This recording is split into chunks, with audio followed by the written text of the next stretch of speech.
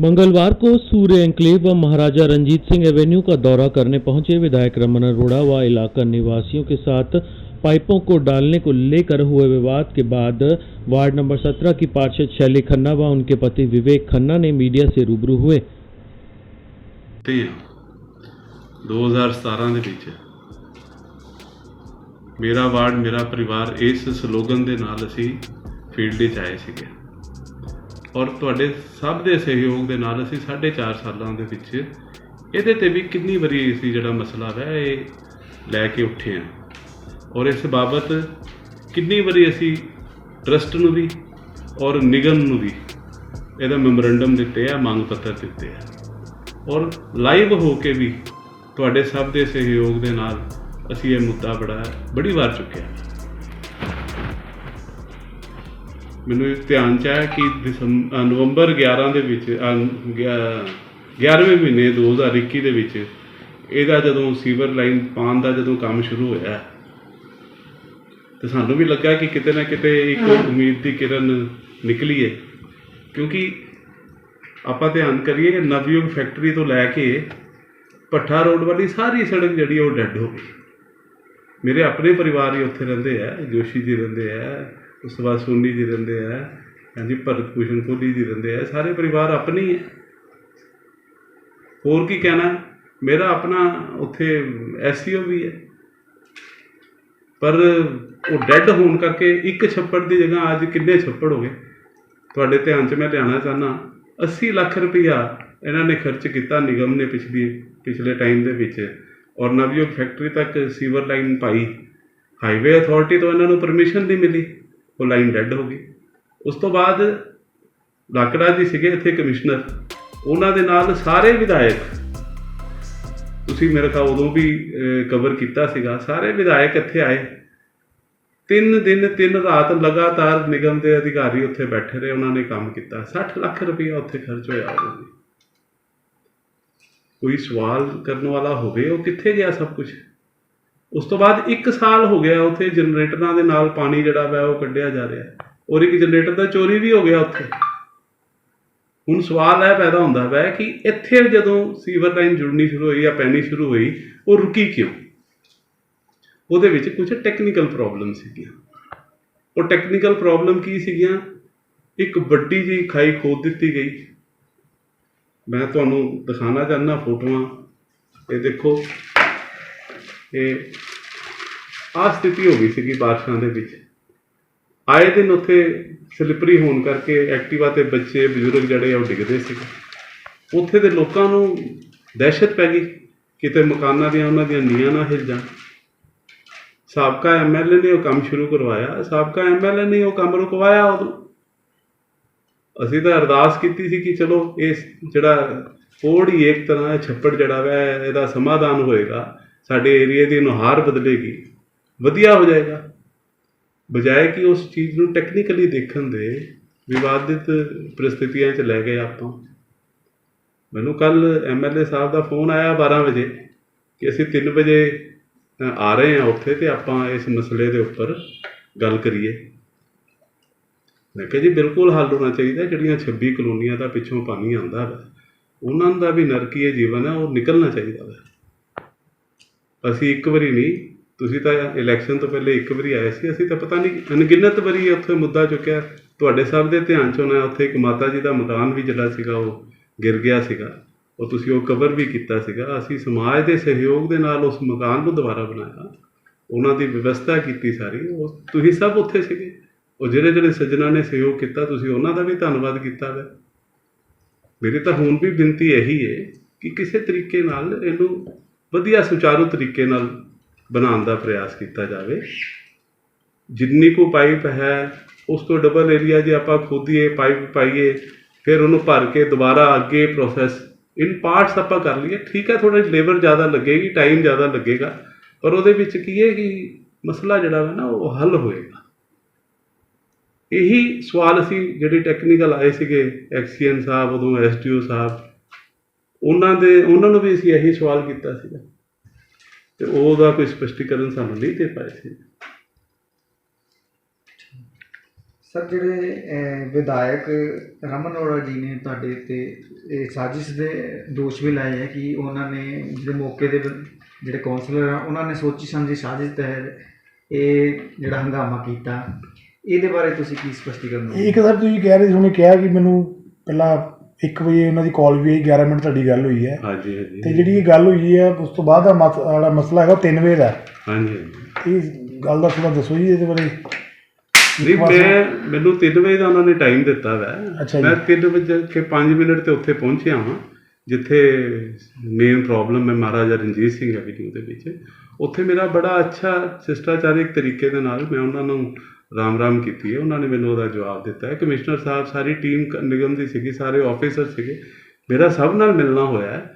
ਉਹ ਉੱਥੋਂ ਦੀ ਇੱਥੇ ਤੱਕ ਜਦੋਂ ਆਏ ਆ, ਉਸ ਤੋਂ ਬਾਅਦ ਮੈਨੂੰ ਆਪ ਨਹੀਂ ਸਮਝ ਆਈ ਕਿ ਹੋਈ ਕੀ ਗੱਲ, ਕਿਉਂਕਿ ਜਿਹੜਾ ਮੈਸੇਜ ਵੀ ਸੂਰਿਆ ਐਨਕਲੇਵ ਦੇ ਗਰੁੱਪਾਂ 'ਚ ਸੀਗਾ ਉਹ ਇਹੀ ਸੀਗਾ ਕਿ ਜਿਹੜੇ ਇਸ਼ੂਜ਼ ਹੈ ਉਹਨਾਂ 'ਤੇ ਡਿਸਕਸ਼ਨ ਹੋਏਗੀ ਅਤੇ ਆਪਾਂ ਕੁਝ ਸੋਲਿਊਸ਼ਨ ਵਾਲੇ ਪਾਸੇ ਜਿਹੜਾ ਵਾ ਉਹ ਚੱਲਾਂਗੇ। ਅਤੇ ਮੈਨੂੰ ਤਾਂ ਇਹੀ ਲੱਗਦਾ ਸੀਗਾ ਕਿ ਕੱਛੇ, ਕਿਉਂਕਿ ਤਦ ਦੇ ਅਸੀਂ ਸਿਰਫ ਜਿਹੜੇ ਉੱਥੇ ਦੇ ਰੈਜ਼ੀਡੈਂਟ ਸੀਗੇ ਉਹ ਸੀਗੇ, ਪਲੱਸ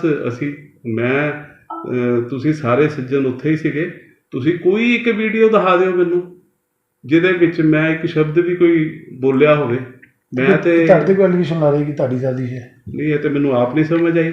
ਜੇ ਮੇਰੇ ਤੇ ਇਲਜ਼ਾਮ ਲਾਉਣ ਦਾ ਮਤਲਬ ਤਾਂ ਇਹੀ ਹੈ ਕਿ ਕਿਤੇ ਨਾ ਕਿਤੇ ਉਹਨਾਂ ਨੂੰ ਆਪਣਾ ਲੱਗਦਾ ਹੈ ਕਿ ਮੈਂ ਨਹੀਂ ਇਹ ਕਰ ਪਾ ਰਿਹਾ, ਇਸ ਕਰਕੇ ਦੂਜੇ ਪਾਸੇ ਪਾਓ। ਦੇਖੋ, ਕੋਈ ਗੱਲ ਨਹੀਂ, ਉਹਨੂੰ ਸਮਝ ਨਹੀਂ ਪਾ ਰਹੇ ਆਪਾਂ ਉਹਨਾਂ ਨੇ ਕੀ ਕਰਨਾ। ਆਪਾਂ ਸਮਝਣਾ ਚਾਹੀਦਾ ਇਸ ਗੱਲ ਨੂੰ ਕਿ ਤੁਸੀਂ ਜਦੋਂ ਪਹਿਲੀ ਵਿਜ਼ਿਟ ਕੀਤੀ ਸੀ ਉਹਦੇ 'ਚ ਆਪਾਂ ਟੀਮਾਂ ਬਣਾਈਆਂ ਕਿ 6 ਮੈਂਬਰੀ ਕਮੇਟੀ ਬਣਾਤੀ, ਪਲੱਸ ਉਹਨਾਂ ਨੇ ਸੈਕਿੰਡ ਰੂਟ 'ਤੇ ਵਿਜ਼ਿਟ ਕੀਤੀ। ਮੈਂ ਤੁਹਾਡੇ ਮਾਧਿਅਮ ਨਾਲ ਦੱਸਣਾ ਚਾਹੁੰਦਾ, MLA ਸਾਹਿਬ ਨੇ ਸਾਨੂੰ ਆ ਕੇ ਦੱਸਿਆ ਕਿ ਸੈਕਿੰਡ ਰੂਟ ਵੀ ਹੈਗਾ ਔਰ ਉਹਦੇ ਵਿੱਚ 40 ਲੱਖ ਰੁਪਇਆ ਘੱਟ ਲੱਗਦਾ ਵਾ। ਇਹ ਮੇਰਾ ਵਰਸ਼ਨ ਨਹੀਂ ਹੈ, ਇਹ ਉਹਨਾਂ ਦਾ ਵਰਸ਼ਨ ਹੈ। ਔਰ ਉਸ ਤੋਂ ਬਾਅਦ ਰਮਨ ਅਰੋੜਾ ਜੀ ਨੇ, ਮੌਜੂਦਾ ਹਾਂਜੀ ਹਾਂਜੀ, ਉਸ ਤੋਂ ਬਾਅਦ ਉਹਨਾਂ ਦਾ ਇੱਕ ਵੀਡੀਓ ਮੈਂ ਤੁਹਾਨੂੰ ਦਿਖਾ ਦਿੰਦਾ ਜੇ ਕਹਿੰਦੇ ਹੋ ਤਾਂ। ਦਿਖਾ ਦਿਓ ਸਰ। ਹਾਂ, ਆ ਦੇਖੋ, ਉਹਨਾਂ ਦਾ ਇੱਕ ਵੀਡੀਓ ਸੀਗਾ ਜਿਹੜਾ ਕਿ ਸੋਸ਼ਲ ਮੀਡੀਆ 'ਤੇ ਵਾਇਰਲ ਹੋਇਆ। ਮੈਂ ਆਪਣੇ ਵੱਲੋਂ ਕਿਉਂ ਕੋਈ ਗੱਲ ਕਰਨੀ ਸੀ? ਕੋਈ ਕੰਮ ਰੁਕਦਾ ਨਹੀਂ, ਜੋ ਮੈਂ ਵਾਅਦੇ ਕੀਤੇ ਸੀ ਉਹਨਾਂ ਤੇ ਐਕਸ਼ਨ ਲਊਂਗਾ। ਇਹ ਧਿਆਨ ਰੱਖਿਓ, ਮੈਂ ਮੁਕਰਨ ਵਾਲਿਆਂ ਚੋਂ ਨਹੀਂ ਹਾਂ, ਮੈਂ ਠੋਕ ਕੇ ਕੰਮ ਕਰਨਾ ਤੁਹਾਡੇ ਸਾਰੇ। ਹਲੇ ਇਲੈਕਸ਼ਨਾਂ ਨੂੰ ਜਿੱਤਿਆਂ ਨੂੰ ਮੈਨੂੰ 15-20 ਦਿਨ ਹੀ ਹੋਏ ਸੀਗੇ। ਇੱਥੇ ਇੱਕ ਬੜੀ ਵੱਡੀ ਸਮੱਸਿਆ ਸੀ। ਮੈਂ ਤਾਂ ਇੱਥੇ ਤੁਹਾਡੇ ਸੂਰਜ ਗਲੇਰ ਕਰੀ ਲੜ ਕੇ ਵੀ ਚਲਾ ਗਿਆ, ਤੁਹਾਨੂੰ ਸ਼ਾਇਦ ਕਈਆਂ ਨੂੰ ਪਤਾ ਨਹੀਂ। ਮਤਲਬ ਹੀ ਇਜ਼ ਐਡਮਿਟਿੰਗ ਕਿ ਮੈਂ ਲੜ ਕੇ ਗਿਆ। ਮੇਰਾ ਉਹਦੇ 'ਚ ਨਿੱਜੀ ਸਵਾਰਥ ਤੇ ਵੀਰੇ ਕੋਈ ਹੈ ਨਹੀਂ ਸੀਗਾ। ਚਲੋ ਫਿਰ ਆਪਣੀ ਸਾਰੀ ਬੈਠ ਕੇ ਸੈਟਲਮੈਂਟ ਹੋ ਗਈ ਸੀ। ਦੂਸਰੇ ਪਾਸੋਂ ਦੀ ਪਾਈਪਾਂ ਵਿਛਾ ਦਿੱਤੀਆਂ ਨੇ, ਪਾਈਪਾਂ ਵਿਛਾ ਦਿੱਤੀਆਂ। ਬਹੁਤ ਜਲਦੀ ਤੁਹਾਡੇ ਸਾਰੇ ਸੂਰਜ ਗਲੇਰ ਨੂੰ ਦਾ ਫਾਇਦਾ ਵੀ ਹੋਊਗਾ। ਇਹ ਕਿਹੜੀਆਂ ਪਾਈਪਾਂ ਵਿਛਾਈਆਂ ਸਰ, ਜਿਹਦੀ ਬਾਰੇ ਜਾਣਕਾਰੀ ਦੇ ਰਹੇ MLA ਸਾਹਿਬ? ਉਹ ਇਸੇ ਸੀਵਰ ਦੀ ਗੱਲ ਕਰ ਰਹੇ ਜੀ। ਇਸੇ ਸੀਵਰ ਲਾਈਨ ਦੇ ਆ ਕੇ ਉਹਨਾਂ ਨੇ ਗੱਲ ਕੀਤੀ ਸੀ ਕਿ ਹੁਣ ਮੈਨੂੰ ਤਾਂ ਆਪ ਸਮਝ ਨਹੀਂ ਇਹ ਪਾਈਪਾਂ ਵਿਛੀਆਂ ਕਦੋਂ, ਹੋਈਆਂ ਕਦੋਂ। ਔਰ ਉਸ ਤੋਂ ਬਾਅਦ ਇੱਕ ਨਿਊਜ਼ਪੇਪਰ ਦੇ ਵਿੱਚ SDO ਪਰਮਦੀਪ ਜੀ ਦਾ ਬਿਆਨ ਲੱਗਾ ਵਾ। ਉਹਨਾਂ ਨੇ ਕਿਹਾ ਵਾ ਕਿ ਸੈਕਿੰਡ ਰੂਟ ਦੇ ਉੱਪਰ ਸਾਰੀ ਵਰਕਿੰਗ ਹੋ ਗਈ ਹੈ।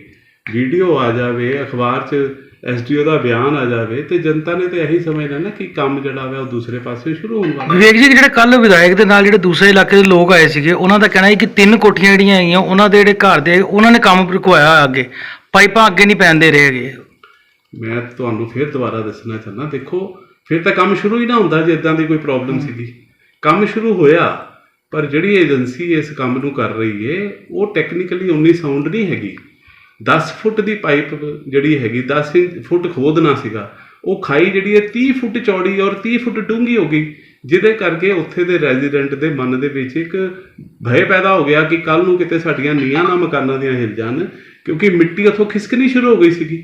ਉਹਦੇ ਕਰਕੇ ਸੈਂਟਰ ਵਰਜ ਜਿਹੜਾ ਉਹ ਕਲੈਪਸ ਹੋ ਗਿਆ ਸੀਗਾ। ਦੇਖੋ, ਮੇਰਾ ਤਾਂ ਬੀਇੰਗ ਏ ਕਾਉਂਸਲਰ, ਮੇਰਾ ਦਾਇਿਤਵ ਹੈ, ਮੇਰੇ ਪਰਿਵਾਰ ਦੇ ਵਿੱਚ, ਮੇਰੇ ਵਾਰਡ ਦੇ ਵਿੱਚ ਕੋਈ ਵੀ ਮੈਂਬਰ ਮੈਨੂੰ ਬੁਲਾਏਗਾ ਤੇ ਮੈਂ ਉੱਥੇ ਜਾਣਾ ਹੀ ਜਾਣਾ ਔਰ ਉਹਦੀ ਸਮੱਸਿਆ ਨੂੰ ਮੈਂ ਸੁਣਨਾ ਹੀ ਸੁਣਨਾ।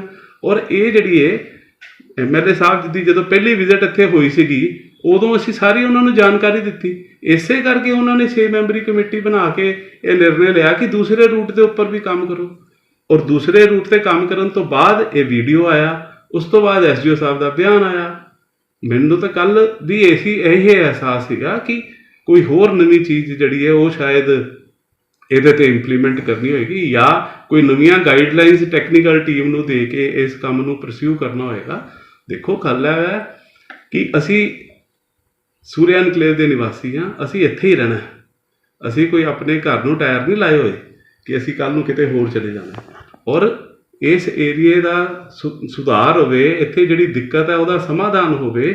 ਜਿਸ ਬੰਦੇ ਦਾ ਜੋ ਸਤਰ ਹੈ ਉਹਨੇ ਉਸ ਸਤਰ ਤੇ ਜਾ ਕੇ ਕਰਨਾ। ਔਰ ਤੁਹਾਡੇ ਧਿਆਨ ਦੇ ਵਿੱਚ ਹੈ ਬਸ਼ੀਰਪੁਰਾ, ਕਮਲ ਵਿਹਾਰ, ਰਾਇਲ ਐਨਕਲੇਵਸ, ਲੱਕੜਵਾਲਾ ਪੁਲ, ਠਾਕੁਰ ਸਿੰਘ ਕਲੋਨੀ। ਹੁਣ ਰਾਤੀ 4 ਵਜੇ ਅਸੀਂ ਉੱਥੇ ਜਾ ਕੇ ਕੰਮ ਕੀਤਾ ਹੋਇਆ।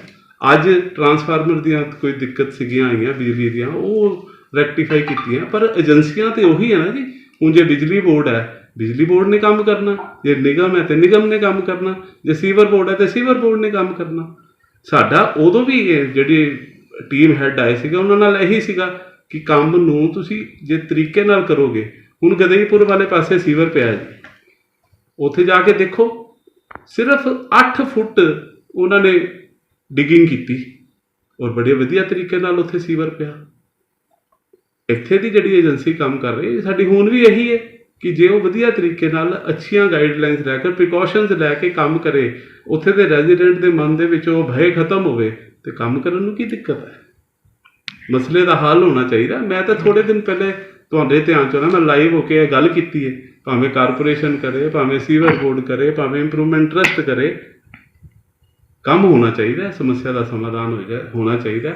ਮੈਨੂੰ ਉਮੀਦ ਹੈ ਕਿ ਆਉਣ ਵਾਲੇ ਸਮੇਂ ਦੇ ਵਿੱਚ ਇਹਦੇ 'ਤੇ ਗੰਭੀਰਤਾ ਨਾਲ ਵਿਚਾਰ ਕੀਤਾ ਜਾਏਗਾ ਔਰ ਸਮੱਸਿਆ ਦਾ ਸਮਾਧਾਨ ਕੀਤਾ ਜਾਏਗਾ। ਬਹੁਤ ਬਹੁਤ ਧੰਨਵਾਦ। ਪ੍ਰੋਜੈਕਟ ਚੱਲ ਰਿਹਾ ਹੈ, ਇਹਦੇ ਵਿੱਚ ਤੁਹਾਡੇ ਵੱਲੋਂ ਕਿਹਾ ਜਾ ਰਿਹਾ ਕੁਝ ਟੈਕਨੀਕਲ ਪ੍ਰੋਬਲਮਸ ਹੈਗੀਆਂ ਹੈ, ਉਹ ਥੋੜ੍ਹਾ ਜਿਹਾ ਸਾਨੂੰ ਕਲੀਅਰ ਕਰੋ। ਕਿਸ ਤਰ੍ਹਾਂ ਦੀਆਂ ਟੈਕਨੀਕਲ ਪ੍ਰੋਬਲਮ ਹੈਗੀਆਂ?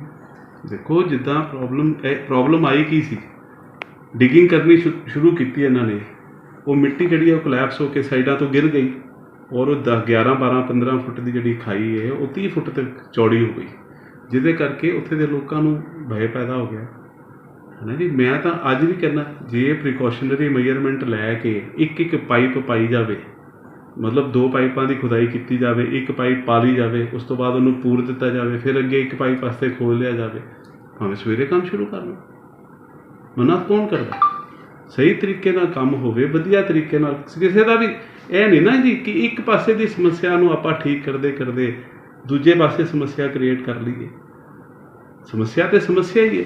ਉੱਧਰ ਦੇ ਲੋਕ ਕੋਈ ਬੇਗਾਨੇ ਨਹੀਂ ਹੈ, ਉਹ ਵੀ ਸਾਡੇ ਹੀ ਪਰਿਵਾਰ ਦੇ ਹਿੱਸਾ ਹੈ, ਸਾਡੇ ਹੀ ਸਮਾਜ ਦੇ ਹਿੱਸਾ ਹੈ। ਉਹਨਾਂ ਨੂੰ ਖੁਸ਼ਹਾਲ ਵਧੀਆ ਜੀਵਨ ਮਿਲਣਾ ਚਾਹੀਦਾ। ਉਹ ਵਾਕਈ ਨਰਕ ਭੋਗਦੇ ਪਏ ਹੈ। ਇਹ ਕਿਸੇ ਨੂੰ ਦਸਾਉਣ ਦੀ ਲੋੜ ਨਹੀਂ ਹੈਗੀ। ਦਿਖਦਾ ਵਾ, ਮਤਲਬ ਸੜਕ ਕਿੱਥੇ ਹੈ, ਖਾਈ ਕਿੱਥੇ ਹੈ, ਪਾਣੀ ਦਾ ਲੈਵਲ ਇੰਨਾ ਭਰਿਆ ਪਿਆ ਹੈ, ਹਨੇਰੇ ਦੇ ਵਿੱਚ ਕੋਈ ਐਕਟਿਵਾ ਵਿੱਚ ਡਿੱਗ ਜਾਵੇ, ਕੋਈ ਐਕਸੀਡੈਂਟ ਹੋ ਜਾਵੇ, ਪਤਾ ਹੀ ਨਹੀਂ ਲੱਗਣਾ। ਇਹਦਾ ਬਿਲਕੁਲ ਇਮਾਨਦਾਰੀ ਨਾਲ ਕੰਮ ਹੋਣਾ ਚਾਹੀਦਾ ਹੈ। ਮੈਂ ਫਿਰ ਦੁਬਾਰਾ ਤੁਹਾਡੇ ਮਾਧਿਅਮ ਨਾਲ ਬੇਨਤੀ ਕਰਦਾ ਕਿ ਕਿਸੇ ਵਧੀਆ ਏਜੰਸੀ ਨੂੰ ਟੈਕਨੀਕਲ ਗਾਈਡਲਾਈਨ ਜਿਹੜੀਆਂ ਪੂਰੀ ਤਰ੍ਹਾਂ ਫੋਲੋ ਕਰੇ, ਉਹ ਕੰਮ ਕਰੇ। ਹੁਣ L&T ਵਰਗੀ ਏਜੰਸੀ ਹੈ, ਜੇ ਉਹ ਕੰਮ ਕਰੇਗੀ ਤੇ ਉਹਦਾ ਕੰਮ ਕਰਨ ਦਾ ਇੱਕ ਹੋਰ ਤਰੀਕਾ ਹੈ। ਕੋਈ ਦੇਸੀ ਕੰਪਨੀ ਨੂੰ ਤੁਸੀਂ ਦੇ ਦਿਓਗੇ ਕੰਮ, ਤੇ ਉਹਦਾ ਇੱਕ ਆਪਣਾ ਤਰੀਕਾ ਹੈ। 4 ਏਜੰਸੀਆਂ ਇਸ ਕੰਮ ਵਾਸਤੇ ਹੁੰਦੀਆਂ। ਸੀਵਰ ਬੋਰਡ ਹੈ, ਸੜਕ ਵਾਲੇ ਹੈ, ਫੋਰੈਸਟ ਵਾਲੇ ਹੈ, ਇਹ ਸਾਰੀਆਂ ਏਜੰਸੀਆਂ ਰਲ ਮਿਲ ਕੇ ਕੰਮ ਕਰਨ, ਭਾਵੇਂ ਸਵੇਰੇ ਸ਼ੁਰੂ ਕਰੋ। ਮੈਂ ਬਹੁਤ ਧੰਨਵਾਦ ਕਰਦਾ ਤੁਸੀਂ ਸਮੇਂ ਕੱਢਿਆ ਔਰ ਜਨਤਾ ਦੇ ਵਿੱਚ ਇਹਦਾ ਹੱਲ ਜਿਹੜਾ ਆਪਾਂ ਲੈ ਕੇ ਜਾਵਾਂਗੇ। ਬਹੁਤ ਤੁਹਾਡਾ ਧੰਨਵਾਦ।